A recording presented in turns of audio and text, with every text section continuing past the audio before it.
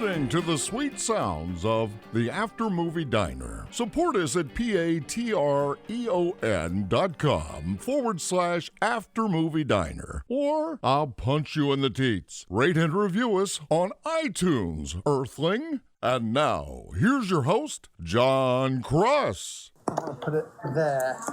Is that all right? There. There. I'm going to put it there. No, it's pronounced there. It's not pronounced there. It is. So it's really It is exciting. George Harrison. I get very excited. Okay. However many years we've been doing this, Yeah. but I get very, very excited when we get to go to a new diner. And not only that, but when we get to go to a new diner, which has been around a long time, is a neighborhood-centric diner and is 24 hours. That it's almost the jackpot in New York City. And it's a window seat and it's raining. And it's a window seat, and it it's was raining. close to the cinema. And it was close to the cinema. Utterly soaked trying to get to And it has like Tiffany lampshades, which are amazing. And it's just everything I want. So I'm hoping the food's good. I'm going to get a buffalo burger. We are in the Chelsea Square Diner. And I don't know what square. Good, thanks, mate. Yeah, can I get a cup of English breakfast tea? Okay. With milk, please. Thank you very much. What do you want? I am fine with the water, sir. Thank you so much. Thank you very much. And I love perusing like a new diner menu. Now, I do have to say for the listeners, the diner menu has like that noise, which I love in person, but when I listen back to the recording, I'm always like... Is that where you always give me dirty looks whenever I look at the menu? Oh my God, have you just seen how the heavens have just opened up again? Oh yeah. Jesus Christ, we've got another monsoon outside. Oh well, look, it's due to do this all night, so I'm getting wet no matter what. I've just got to kind of... Where's it? I guess that's somewhere on 23rd Street. The sea is the closest, but that doesn't help you at all. It goes up and down the west side. Do you want to go up and down the east side? I mean, you could get the C down to 14th and then get the L all the way over to Union Square and then the Q up from That's there. pretty good. What are you going to do? No, I've got to do that anyway. I've got to get... Oh, no, I can actually get the C to nearby where I live. You know what you like? 1 minute? No, I'm still looking. Sorry, we're new to the diner, so we're just engaging in the menu. Sort of like he's gauging with you. Yeah, he doesn't give a shit. And I don't blame him because I just said some really weird things to him. It wasn't weird. It was weird. unnecessary. Let me ask you a question. Let me ask you a question. All right, okay. Let me just ask you a question. All right. I'm going to ask you a question. Okay. So here we go. Do I have to answer the question?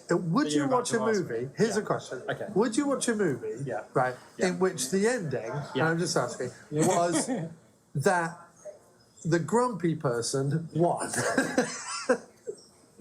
It didn't learn any like huge life lessons. Just the grumpy person was right all along. Or no. Well, maybe they were right all along. Wrong. It doesn't matter. But at the end of the day, instead of everyone around them making them a better person to be around, actually, they made everyone else see the truth of the hideousness of existence. And while no one was happier for it, they were technically more enlightened and therefore better off.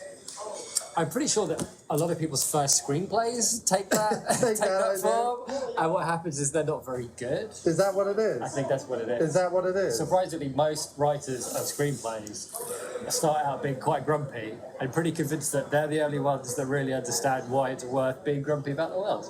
But it is worth being grumpy. I agree. I'm not saying it's not. You know, it doesn't make very good cinema. We had one note recently where one listener... yeah, but we never get any notes. We never get any notes. So for all we know, right, this one note represents the feelings of all. Right. I mean, we have no... We have no. We have no way of knowing. We have no. We have no.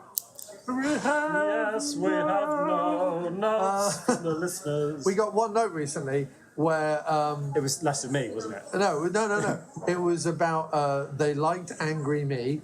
Okay. It was Mark Burns talking about the Detective Pikachu episode. They liked Grumpy or Angry Me, and they wanted to feel the wrath through the podcast. I don't think I'm going to enjoy this podcast. They wanted the wrath to come out. I'm going to be wiping the spettle off my nose. No. You can't. To be honest, the film that we saw, which we saw as a preview screener. We were like press. We were like probably press. people from the New York Times Like, were there with yeah, us. they were So probably- basically, we're the same as the people from the New York. There was also an old man down the front who looked like the bearded guy from Home Alone who hits the guy with the shovel. We who can't go to I- a cinema in New York without a homeless man in the front row. I'm surprised it didn't stretch out and try and have a nap. Oh, this is great. By the way, I don't know if people remember, but and what's wonderful is that people will be listening to this because it's like a preview episode, like it's a special, like it's the late night or whatever it was. Oh yeah, that's coming out on Amazon. I'll check out this podcast all about it, and then they'll be like, wait, this is all grumpy old middle-aged white men, and they're doing bits from previous episodes. However, This is not going to stop you. I don't care. It's not going to stop you. Because, unlike the subject of this movie, I'm not going to learn any lessons. I'm not going to pander. I'm not going to try to but here's the be thing. more interesting. Hang on a Here's the second. thing. All right. I'm just going to continue with my We said we would be hideous allowed to view of the interrupt world. each other. No, we would. But I just want to say this one thing.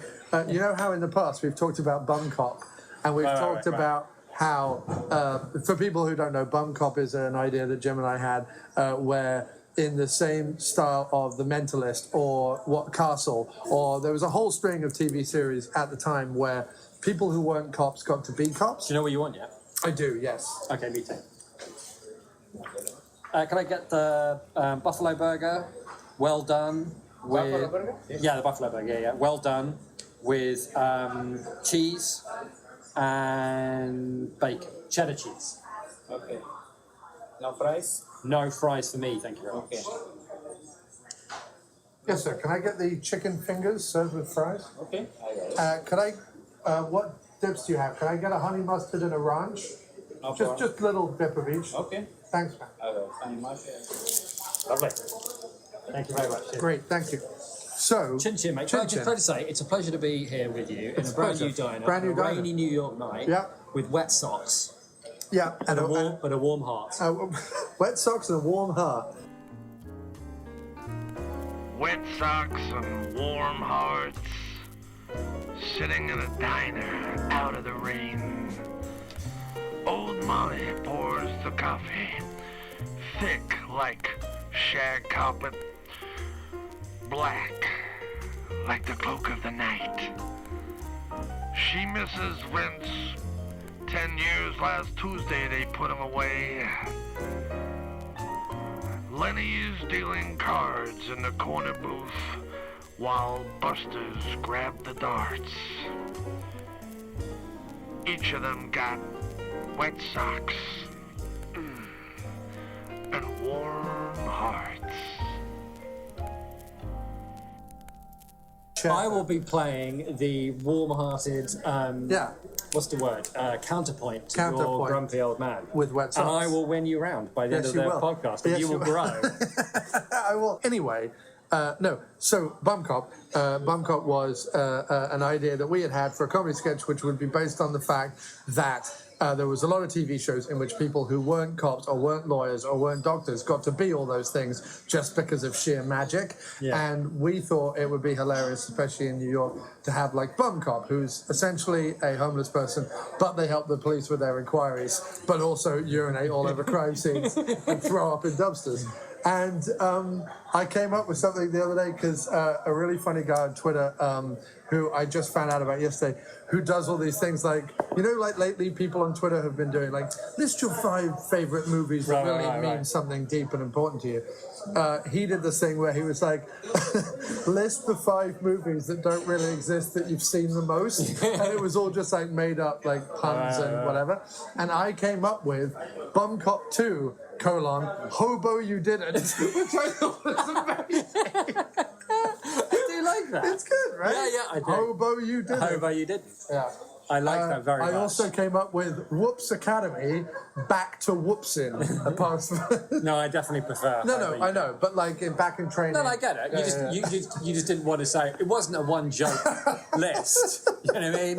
The other points on the list. But Bum Cop were 2, just as good. Hobo You Didn't, I thought was That is pretty great. That is great. Anyway, I thought I'd let you know that. Thanks, man. Anyway, Yes, we're talking about the late night or just late night? I think it's just late night. Just late night. Just late night. No, they've cut that right off, got rid of it right away. It's a mark of the modern movie. It is. They've looked at You it. They've lose extraneous prepositions. how do we shorten this title to just something snappy the kids will love? Late night, boom, done. They should have come to us, mate, because we know what the kids like. We do. That's why our demographic skews towards the 60s. I late mean, 60s. this movie is for us. I mean, it is really. It is really. Kind of. We're kind of in the demographic.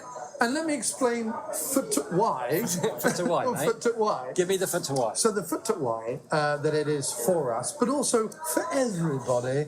Well, because it is, isn't it? It is, yeah, it's definitely It's true. for everybody.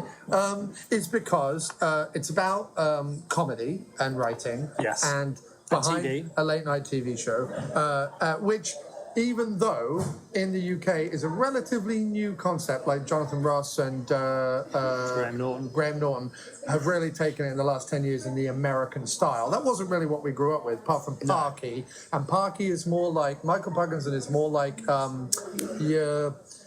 Disgraced PBS host? Charlie Rose? No. He's not like Charlie Rose. He's more... No, there's an American equivalent. He's really good. I really like him. He interviewed John Lennon. He interviewed Rob Mitchum. He interviewed Orson Welles. He interviewed Lucille Ball. Back in the 70s and 80s. I know who you mean. He had Can't think of Groucho his Marx name. on a bunch. He was like a New York Jewish rubbish kind of guy. Yes, I can't remember his name. He's really good though, and I he is really like good. him.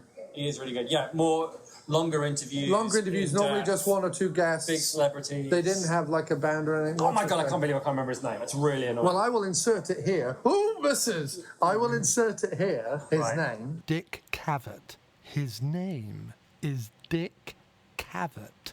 But he was really good, and he was more like the chat shows we would get in the UK. Yes. However, being fans of tut comedy, such as we are, and growing up in a world where there was a certain level of Americanization of tut things. The Lettermans of the world, and even the Johnny Carsons of the world, and the Lenos of the world were prominent-ish. I mean, I was like an SNL fan, and I would watch clips of Letterman in like documentaries and things or whatever. Like I was aware of it. I was aware of the format, and I was interested in it. And then I think once the tut internet came in, there was a lot of like, oh, I'll look at clips and things like that. And then your Scottish chap did a show post after Letterman. Craig Ferguson. I liked him very much. Yeah, I love Craig Ferguson. He was really good at it. Ever since Red Dwarf. But I liked him. I liked his show because it was weird. Yes, it was. I wasn't expecting that from like an American primetime show like that. I wasn't expecting it to be so weird. Well, I think what he did, which I really liked about it, was he was, well, I'm the show after the show everyone cares about, and I'm essentially doing a mock-up of that show in a cupboard, 5 studios down. So why don't I just acknowledge that? Like, it's almost, if you're going to do a show in a cupboard for David Letterman, let's see how far we can kind of go with that. And to be fair, when Letterman was the late, like before he was the Late Show, he was like the Late Show. He was the one who followed whoever was before him. And his original show was much weirder. Like when you watch old clips of Letterman with the old set where, he would have Murray on and he would have Waits on and he would have Crispin Glover on or whatever. Like he would have like a sling of weird people on. His show was sort of a lot odder and weirder, and he would have stranger guys. In fact, I would urge anyone to go back and kind of watch clips of Letterman like from his heyday, because he's kind of, there's a reason why people talk about him in the exalted tones that they do. More so I than just Leno. heard to say, Leno. but very quickly, Yeah. I like the use of the word exalted there. Thank you. Because you know why I liked it so much? Why? Because you searched for it briefly in your brain, and then your brain came back with it. Yeah. And so much of my life these days is my brain not coming back with the word that I'm searching for. Right. And then forced Well, it to wasn't use even the word another I was No, but searching it was for. but it was the perfect word. It was apposite. Thank you. That's wonderful. Apposite. I'm just, this is the warm-hearted. Anyway, so that is all to say, coupled with the Emma Thompson of it all, another big presence, I would say, growing up, both from her comedic roots. People in this country might not know, but Emma Thompson comes from comedic sketch comedy roots, starting out with Hugh Laurie, who people, again, over here, don't necessarily know about Blackadder and Fry and Laurie in the way that they know Cambridge about House. But yes, Emma Thompson was part of that sketch comedy group. She did some sitcom stuff. She did some sketch show stuff. What sitcom stuff did she do? There was one. It only ran for like a season in the UK, like in the 80s. But it was kind of like a Young Ones-esque thing, but with all those guys in it, Fry, Laurie, and Thompson, and I forget what it was called. But yeah, she's done a bunch of stuff in the UK. She's probably best known over here, or her first biggest thing was probably Sense and Sensibility. Before that, Peter's Friends. Yeah, she was kind of like Branner. She was all Branner. And when it was like, oh, everything's Branner, everything's coming up Branner. And he was married to her, right? Yes, he was, yes. And she was like, oh, she's married to Branner. And now... Until he cheated with Helena Bonham Carter, allegedly. Well, all we know now is that Branner...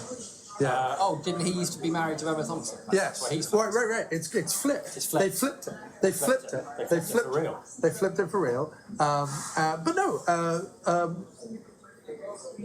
She's always been a delight. She's always been a national treasure. She's always been very witty, always very outspoken, and I think just a general all-round groovy kind of person. Although I'm not sure I've seen her as she is in this in a flat-out leading role. Because even Sense and Sensibility, she's sort of the... Well, she wrote it. That was her big thing. Right. But I'm just saying, but in terms of an actual, just like a leading role... You didn't watch Nanny McPhee? Yeah, but again, that's more like a star turn, isn't it? Do you know what I mean? Like, it's not a leading role in the same way. Okay. All right. You know what I mean? Yes. All right. I'll give you that. I'm trying to think. I'm not saying it's never happened. I'm saying I've never seen Nanny McPhee, so I could just stop there. But I've never seen her in a leading role. But she's known as a writer, producer, actor. She's a triple threat, a multi-hyphenate presence, and we all isn't triple threat sing, dance, and act? She can sing. I think that's true. Oh no, I'm just saying. I think that's the official. Are you denying Thompson's pipes? I have no idea as to the veracity of her pipes. There was also a lesser-known Mel Smith film called The Tall Guy, in which she is in. Oh yeah, well no, because that was just that was Jeff Goldblum. That was Goldblum before he became the Goldblum. The Goldblum. I wonder if there would ever be a Thompson Goldblum, at this time, because she is, she's essentially, and I do not mean this in a to belittle her or to make her not her own person, but she is sort of the next Helen Mirren in terms of those British women who, of a certain age, become a kind of ballsy and exciting and relevant presence. That's a very good description of what she has become. Yes. In the sort of the Helen Mirren, Judi Dench, Helen Mirren, Maggie Smith, we produce women of gusto and verve, is what I mean, from the British Isles. Yes, I think that's. And there is something that is, I think, in the last few years of pop culture, especially with the help of things like the Harry Potter and stuff like that. Imelda Staunton is another one. She is another one. Another one. What's the Julie Walters is another one. Walters. What an excellent example. It's a classic. But what I'm saying is, it's a mode. It's a mode I find very lovely and wonderful and exciting, and a memory of home. And Thompson is well on her way to becoming. Which is why that's why I enjoyed the film so much, because she was the lead, and it was a real part, and regardless of how grumpy you are about the journey that the grumpy person went on, I did feel that as a character she went on a proper journey. Yes, she did. Throughout the movie, and at the end of it she was different, not necessarily better, but different, and certainly more aware of who she was and what she wanted. So, essentially, what you can ask for in it. Very quickly with the plot, chicken over here, sir. Yes, thank you so much. Lovely. Look at that. Right, fantastic. Thank you very so much. much. Lovely, thank you. Light. Wow, look at the bacon. Got a bit of my bacon. Oh my goodness. Look at that. Look at your bacon. It's not like sometimes you get bacon in American diners. It's like, I mean, it looks like it used to be bacon. Right. It's like a kind of a sculpture, like a what? hard. I'm trying to what's bacon? it's like burn. You know how like sometimes when you burn something really badly, Yes. it becomes Like the intro to this briefly podcast. a sculpture of what it was. Yes, and then it but to touch disintegrates. it just disintegrates Yeah. like that. Yeah. That's what bacon usually is in And America. then But this is beautiful. there's fast food bacon, which I don't even know how that's made. There's more bacon than burgers. This is amazing. Well, that's well, you should be happy about that. I'm very Would you happy like ketchup, Chief? No, I think that would kind of spoil it. The After Movie Diner with John Cross will return right after this. On Van Dam Street in the pouring rain, they watched his window with eyes of flame.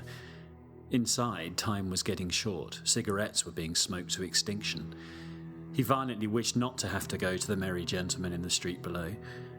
Deep inside, he knew nobody chooses the hour of their damnation. He looked at his dog asleep on the bed and softly scratched its dreaming head. Deep inside, it was shouting down the moon in a war of attrition. But it stirred as he quietly dragged his shadow down the stairs that sagged. Inside, his dog put its face to the window and bared teeth that shone like salvation. The tumbling glass flickered eyes of flame on Van Dam Street in the pouring rain.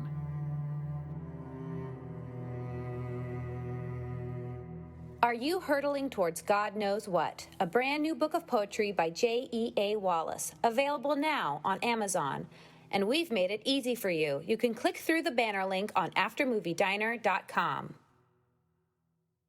You're listening to the After Movie Diner with your host, John Cross. All right, so, very quick. It's sort of The Devil Wears Prada about late night, but with a message more about diversity and femininity, sort of. It's a bit broader than that, but Mindy Kaling, who wrote and produced this, stars as a chemical factory worker who, through a contest, meets the... Takes advantage of the way that modern corporations work, which is if you could work for a chemical plant. Yes. Right, it's owned by a company. That is owned by another company that also owns owns a company that owns a company that owns a TV show.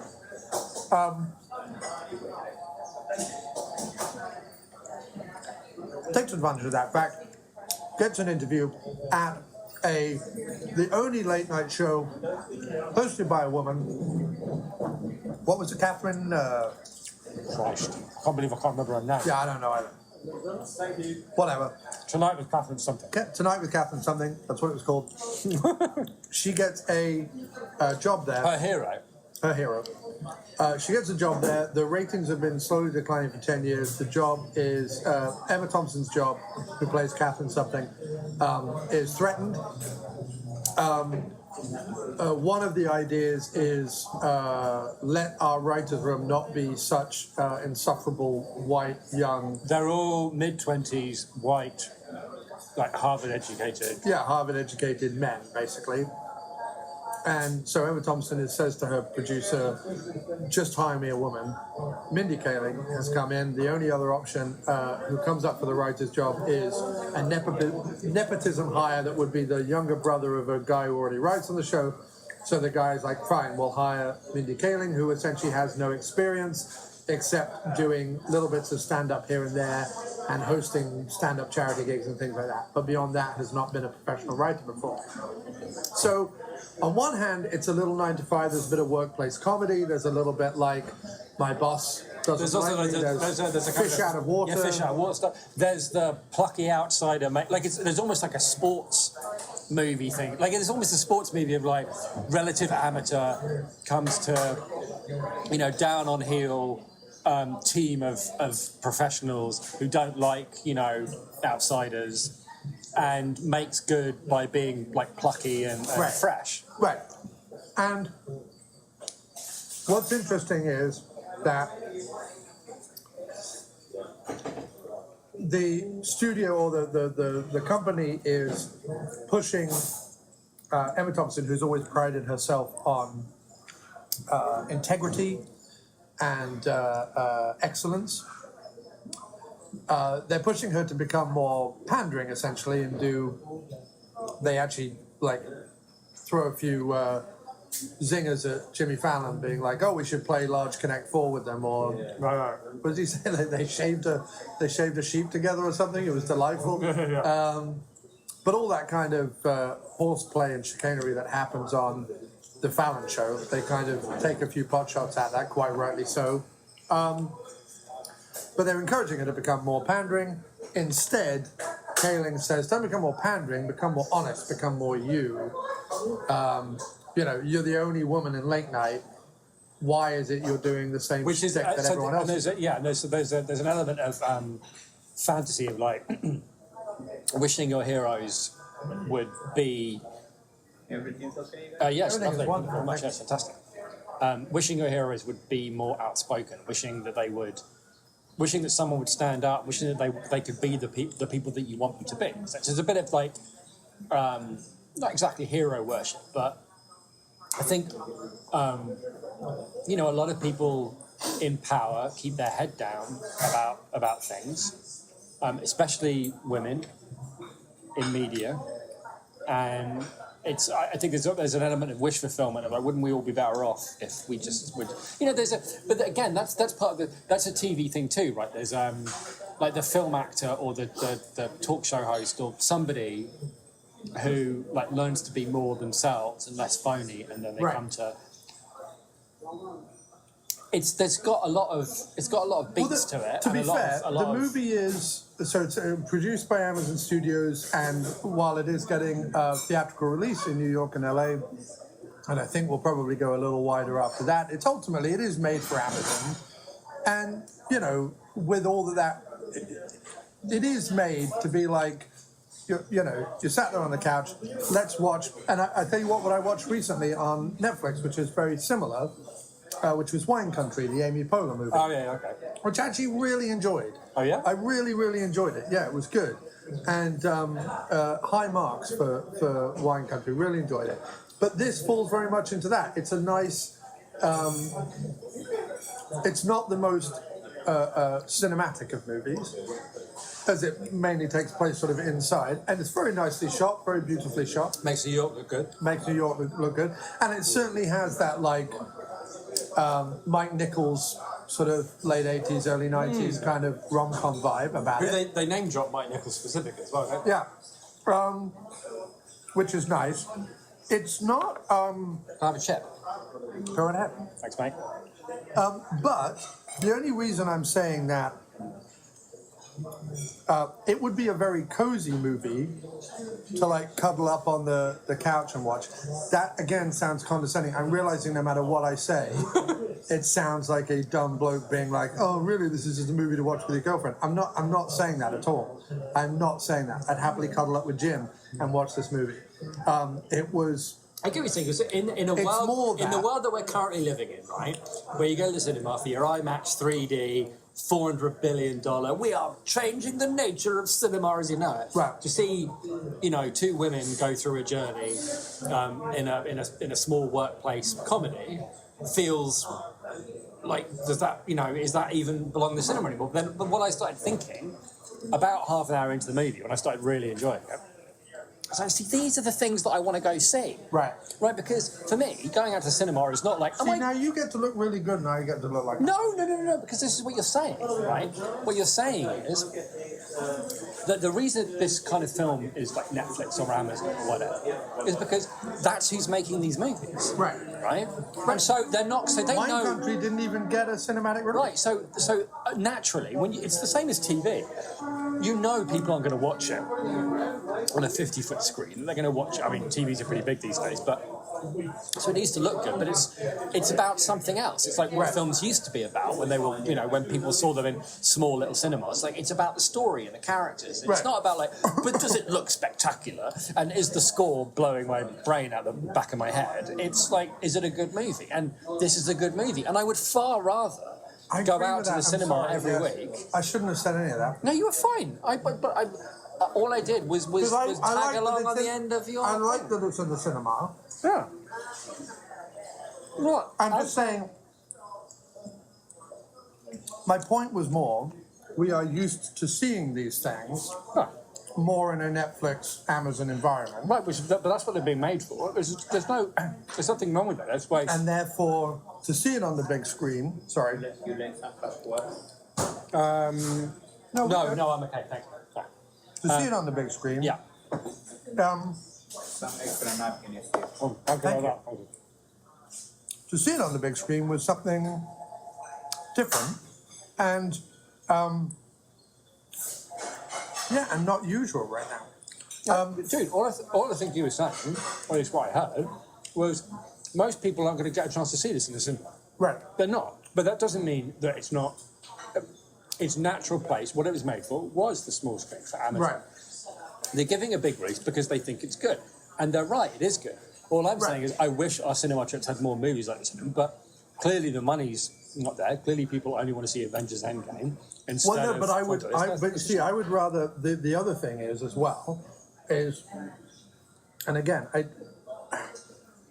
the movie makes its quasi-social political comments the best itself. I don't necessarily need to go into them here, although we should discuss them. I just mean, but I think what's feminism good about and diversity are obviously two major themes in the film.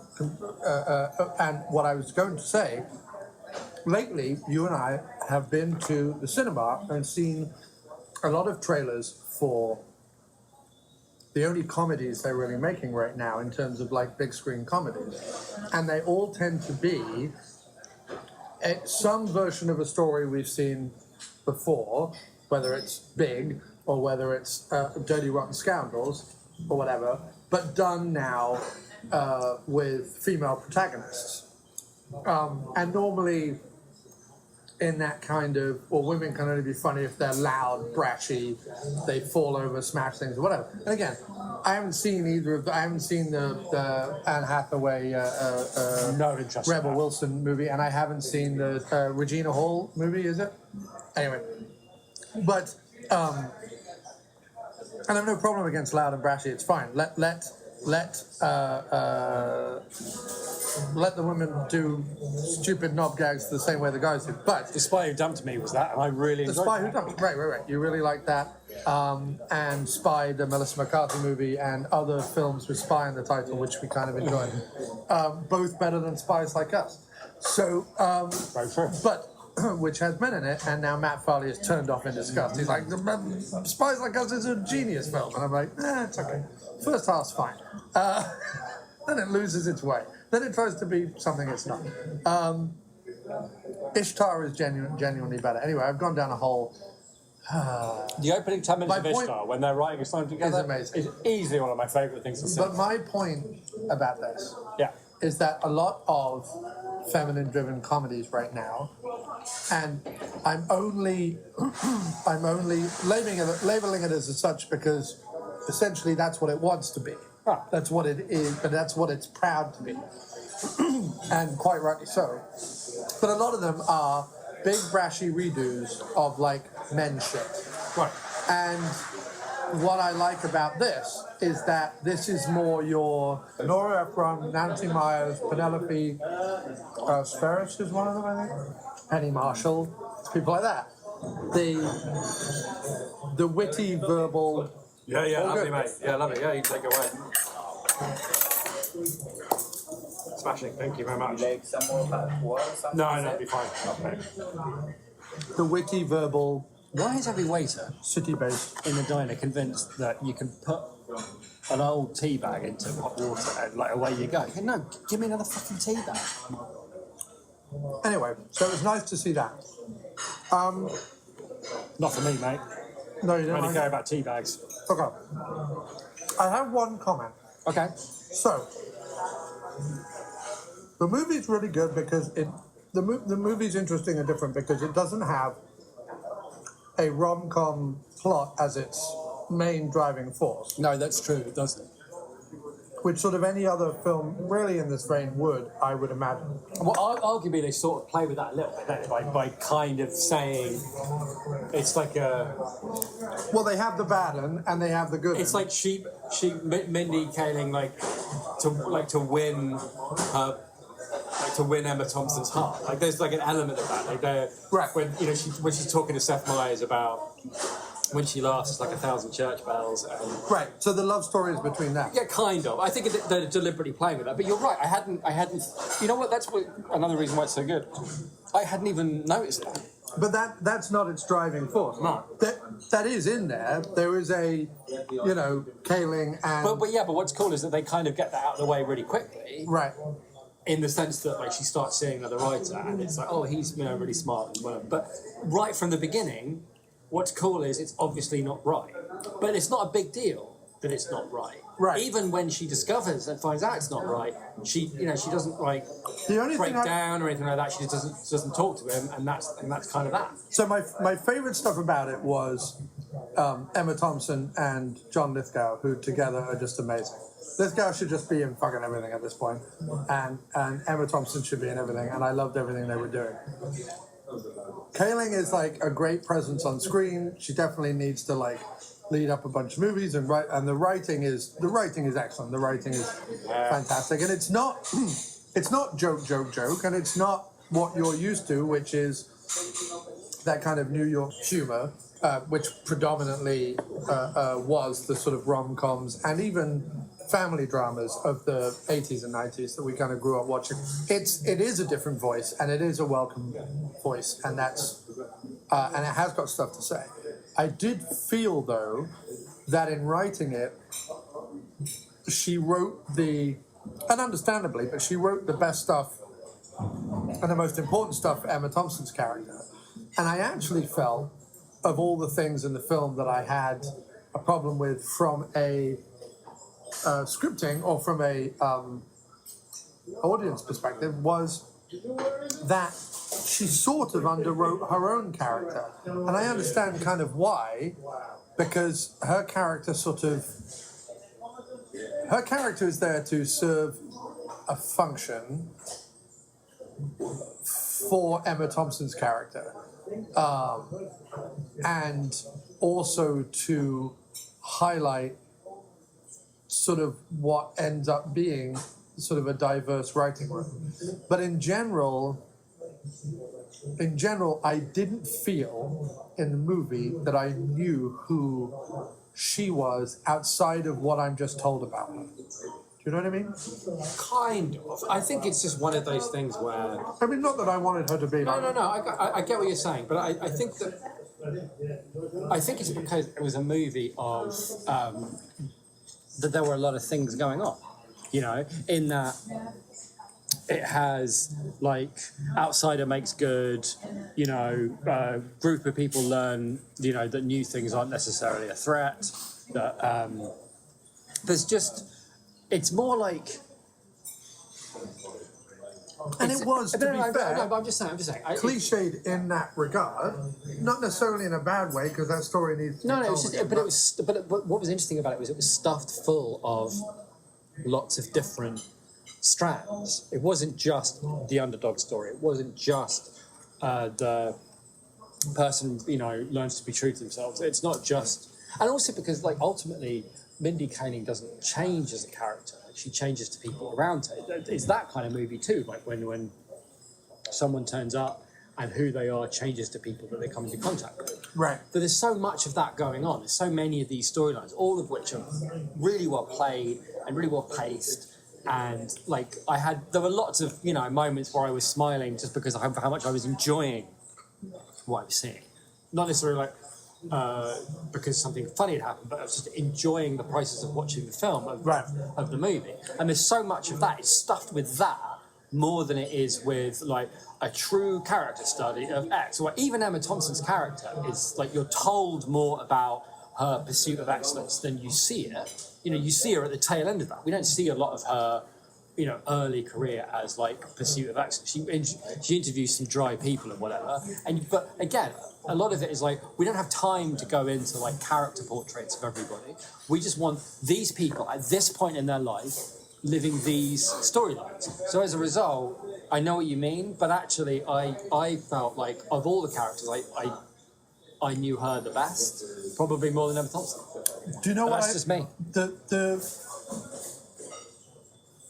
The thing is, on the surface, as I was watching it, I was like, oh, I've seen this before, right? Mm-hmm. This is very well done, it's very well shot, it's very well blah, blah, blah, but I've seen this before. And, this is a nice new take on it, and it's fine, it's funny, it's well done, but like, in general, I've seen this before, and whatever it is. However, as it went along, the thing that this does most successfully, almost like a magic trick, is that it is able to speak about all its messages, of which it is full of messages, whether it's about women in the workplace, whether it's about diversity in the workplace, whether it's about age, whether it's about privilege, privilege, whether it's about modern culture and internet culture and so on and so forth. It manages to do that in a way that, first of all, doesn't hit you over the head with it. Secondly, feels natural, authentic. Like it feels like these are discussions that, these are discussions we know are going on because we see them in the Twitterverse, or we see them in the newspapers, or we see them on the TV. But these are also discussions that are going on in the workplace, in offices, in writers' rooms, in whatever, around the country. The only other thing it doesn't kind of throw in there is, the current political climate, and I think that would be one too many things for it to kind of handle. I thought it was kind of smart to play. There was like one political joke that was more of a feminist joke than anything. But you're right, because there was a bit of me was like, I hope it doesn't go like full, like it's right and it's left, and the left is right and the right is wrong, that kind of thing. Because then it's like, but you're right, it was smart because it wasn't about that. What was great about it, every message it had, it was impossible to disagree with what it was saying. It was like there's no argument with any of it. You know what I mean? Yeah, but you'd think that about lots of things. You'd think that about, gays being happy. But what I'm saying is, you present them with characters that are going through that struggle, right? And you have the audience identify with them and their story, then it becomes like a message like, oh yeah, well that's it's impossible to disagree with that. Right. Maybe it's some, nebulous, like, I don't know, legal level I could disagree with it. But what I'm saying is when you create a world where you care about the characters, because everything you're talking about, the messages you're talking about, it's like this is their lives that they're living. It's not like abstract. It's not legislative. Right. It's like the things she faces in the workplace and what they come to learn about who she is and what she can really do. But she didn't do that thing of, and I've seen this in comedies that star all different people, but she didn't do that thing where, like, she was downtrodden. No. There wasn't any. The film at no point, either for laughs or whatever, looks down on her character. No. Or where she's from. But it also doesn't make an issue of where she's from either. There's a couple of jokes about like, oh, it looks like an old middle-aged Indian woman lives here or whatever, but that's about it. It wasn't like... But even in the factory, when they like cut back to her saying, like, what's your stand-up experience? And she tells a joke on the factory floor. The people at the factory laugh. Yeah. Do you know what I mean? It's like she's come from a place where like she was happy and she belonged and they liked her. You know what I mean? It was like... where like it wasn't that she was downtrodden and like she can only belong here. It's like the best place for this person to belong is in a writer's room of a comedy thing. You know what I mean? Not like she can only live there. It's just like, that's the best place for her. Right, and it was just the best thing I can say about the movie, which I think a lot of people will experience in different ways, because, like I say, it is on the surface generic, while also being subversive. Yeah. The best thing I can say about it is the choices that it makes from a writing and production standpoint are very smart. Because it doesn't preach at you. It's not the movie of a Bill Maher-like comedian who is just female. It's not the story of, here are all my viewpoints on, menopause or abortion or, women in the workplace or sex or, Me Too or whatever it is. It touches all those points, but it touches them in a smart, more realistic way.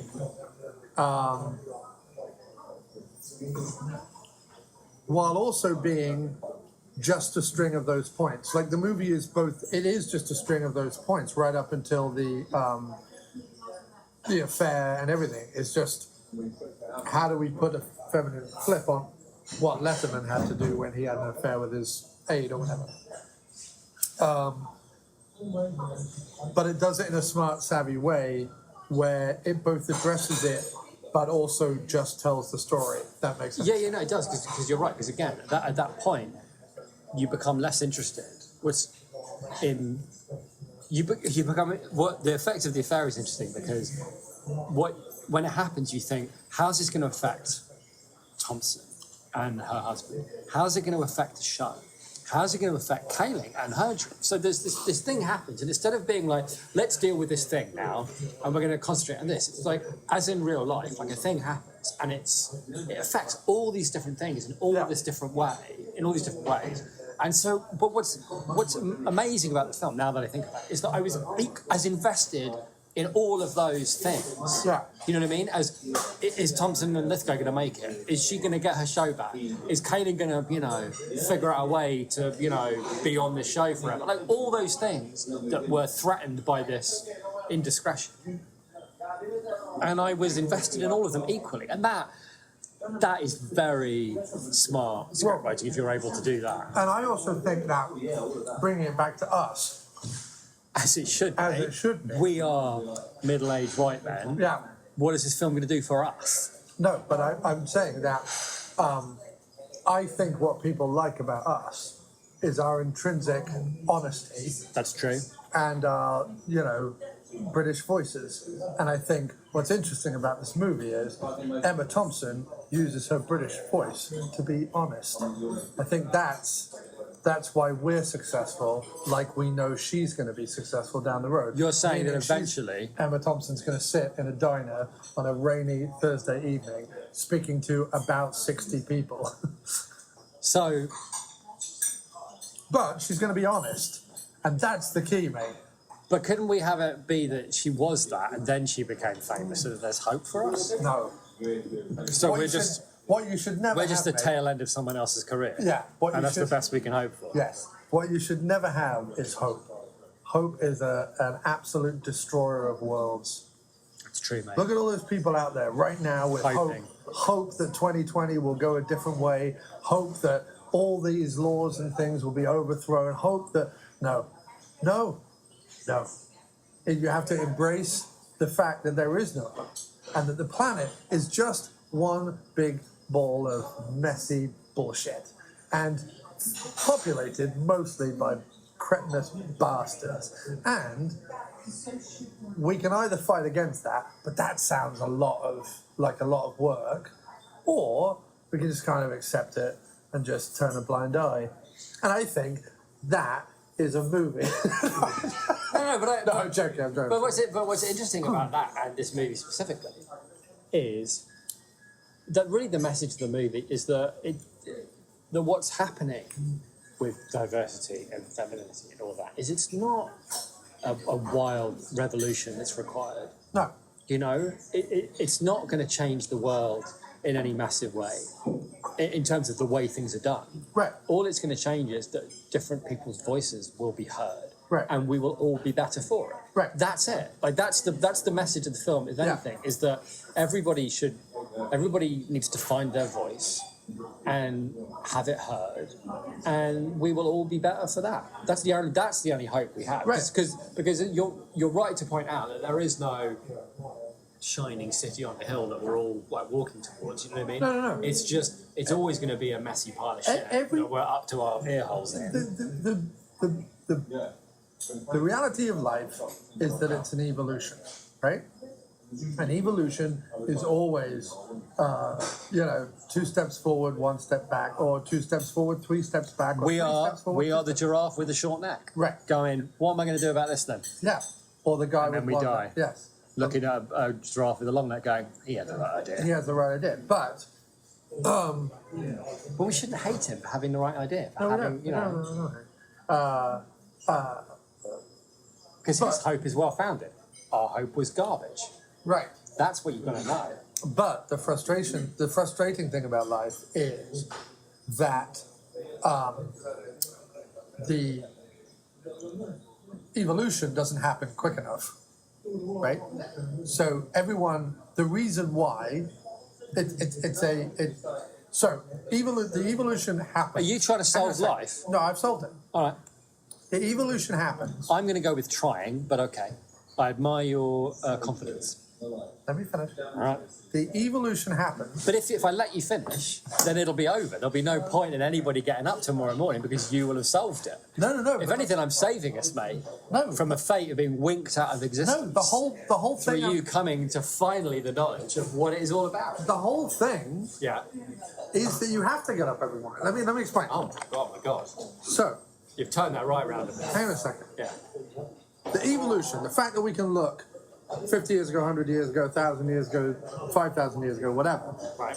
and chart a course that is more or less on a graph pointing positive, right, going up, pointing positive, going forward. You're getting a bit mathematical for me now. No, we're all good. No, we're all right. We'll take the We're all check, good. I guess. Whenever you're ready. Yeah, If you want to interrupt me departing the meaning of life Thank you very much. as an important wisdom with the check. Okay. Thank you, sir. Now, or we pay up there? Can you pay now? You can stay just because I'm leaving. Oh, okay, yeah. Oh. You close my checkbook. Oh, You sure. can stay, no problem. Can we do cards? Cash, card, debit, no problem. All right. Can I complete my meaning of life? No, I think it's done, mate. I think you had a chance. Well, that was fun. No, go on. What's your meaning of life? So evolution, on the graph pointing towards positivity, I believe is where you left it mathematically. On the graph pointing positively. Going up towards a more, positive, unified, diverse. The shining city on the hill. Right. The reason why you can plot that graph over the last 1,000 years, or 10,000 years, whatever you want to do, is because people were frustrated that change wasn't happening quick enough. Yes. So everyone rolled up their sleeves and tried to make change happen right now. But then Other people, grumpy old people, but that's too fast. It's too fast. It's too fast. Can't make change happen now. Whoa, too fast, right? They're putting numbers on cricket shirts, Yeah. which, by the way, I am furious about. But anyway, crack on. Well, I am. No, all right. And I hate the word wellness.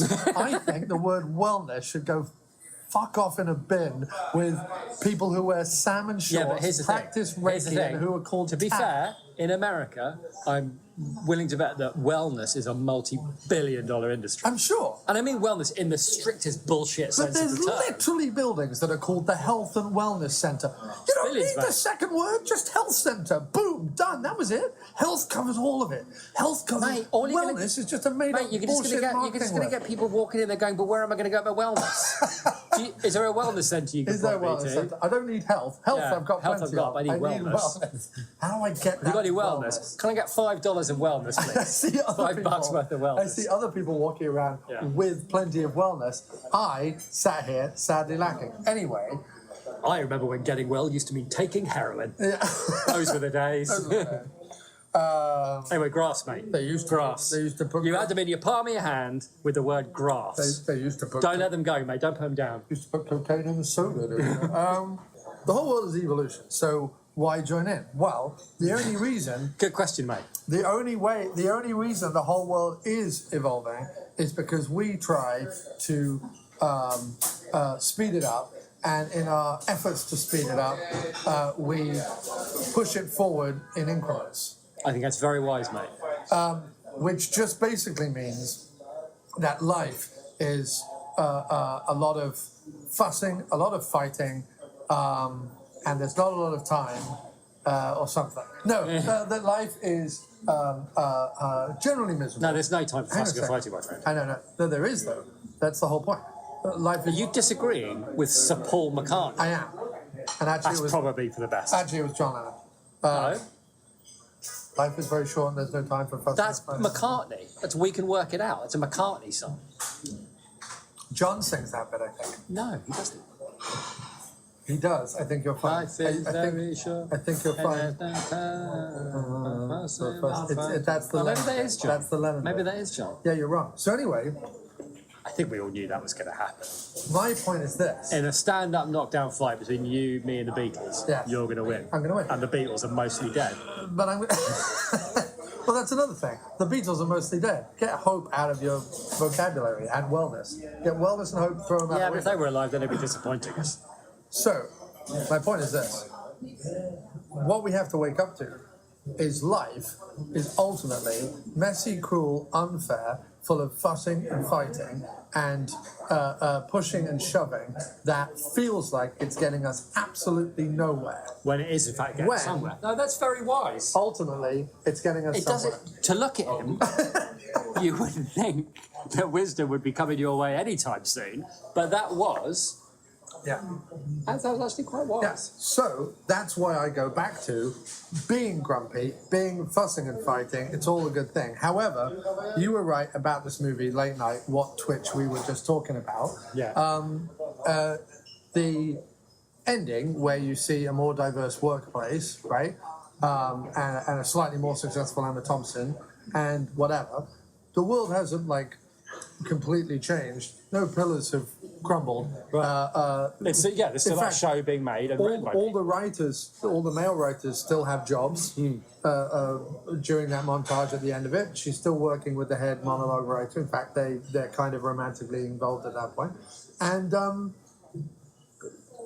it's saying in a very neat way, it's not about get rid of all of you guys and replace them with us. It's about we just want the opportunity to do what you're doing. Also, and now I think about it, actually, and be considered equal. The whole thing really is like with Emma Thompson. It's not about sort of wonderfully beautiful. It's not about change. It's about being yourself. It's about being yourself and being honest. And everybody in that room, like the writer's room, when she walks in, if they were honest with themselves, they would know she needs to be that. They would know that. They're frightened and they're scared and they push it away with this is just a diversity hire and whatnot. But if they were honest, they would know that the room needs that. Right. And that's all it is. It's just we just need to learn to be honest and not fear the change that becoming honest brings. No, leave it there, mate. We're fucking done. No. Philosophy's over. Yeah, I just fixed it. We just fixed it. You just fixed philosophy.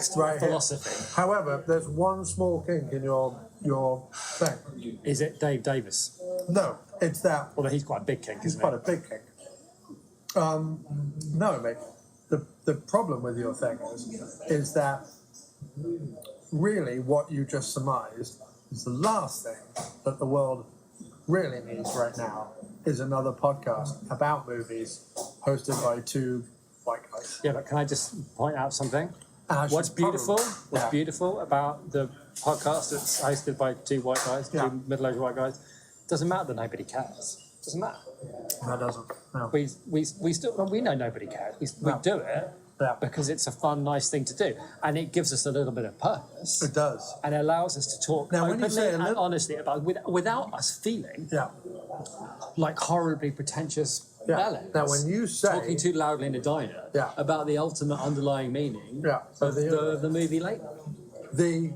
When you say it gives us a little bit of purpose, you're almost overselling it. It gives That's true. All right, it gives me a little bit. It gives us a freedom molecule. Being in your presence, mate. Of purpose is what it gives. Being in your presence is a freedom molecule. It's a freedom molecule of purpose. And on that, I think, beautiful note. warm, caring, sincere note.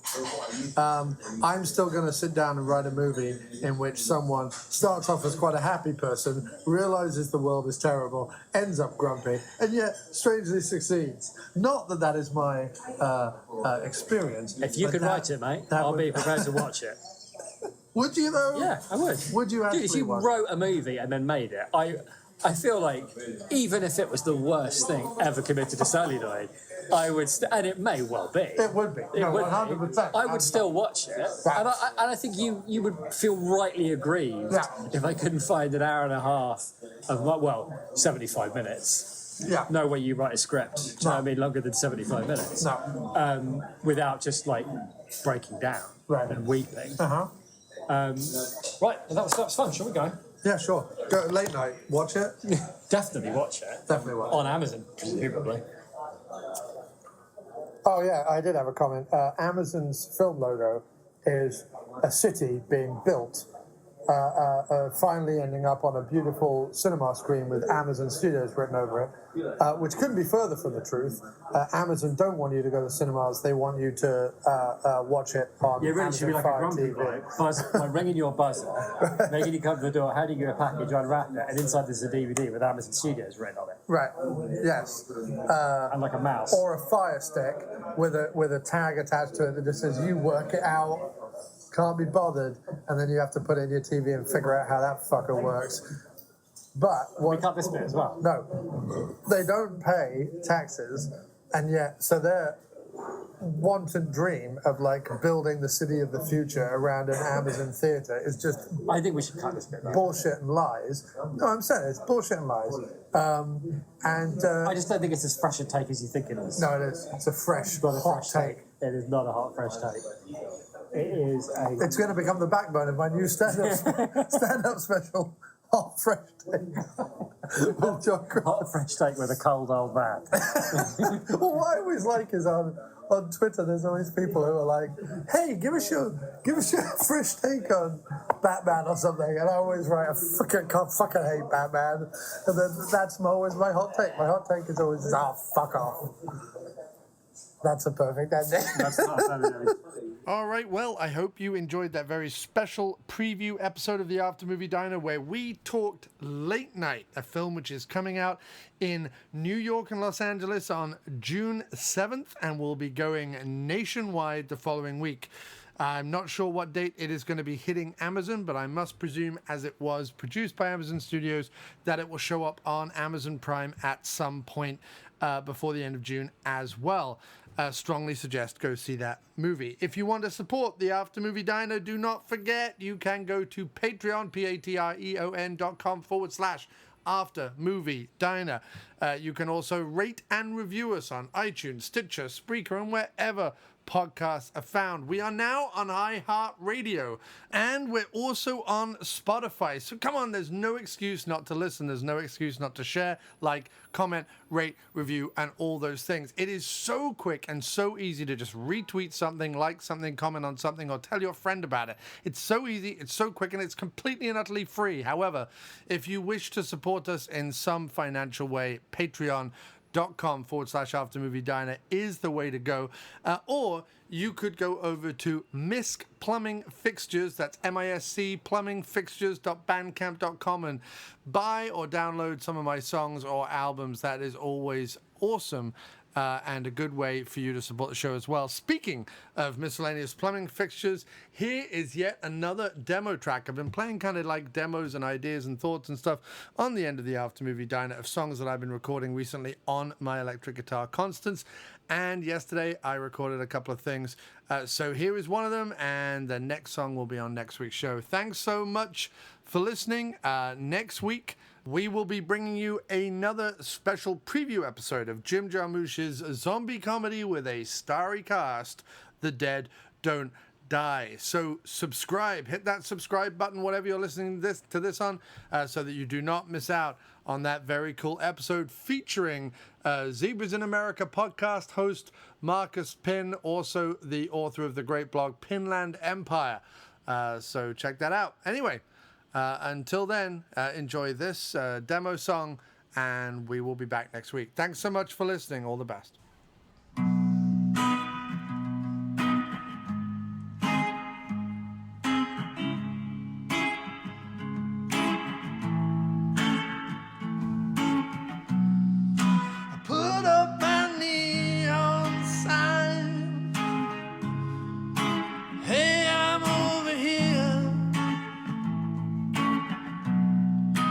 lay out my table and unfold my chair. Everything nice and clear. But this anger I have can never be sated. The market is saturated.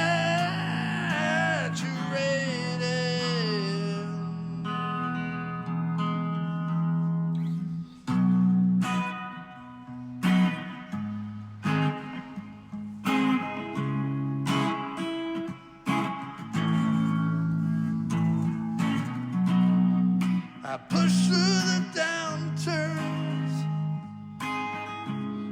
look up at the marquee,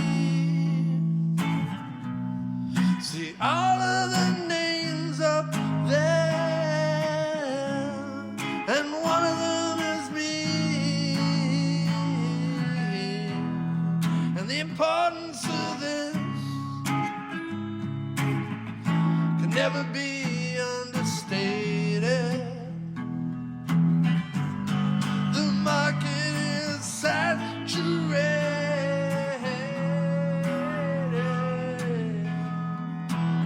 The market is saturated.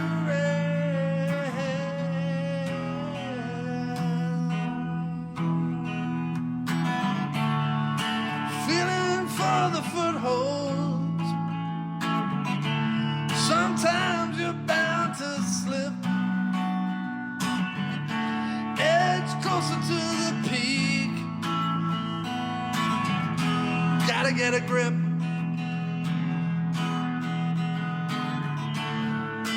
Sometimes you're the harness.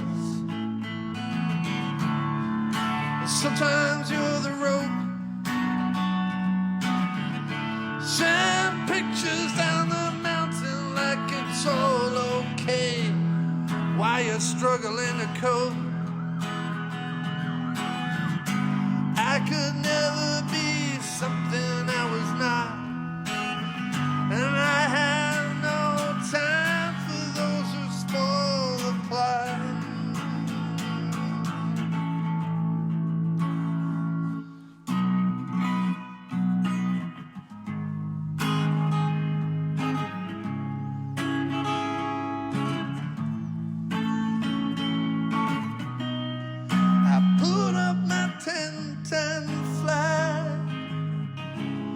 This'll do for the night. Attract some attention by keeping it strange and light. And these questions I have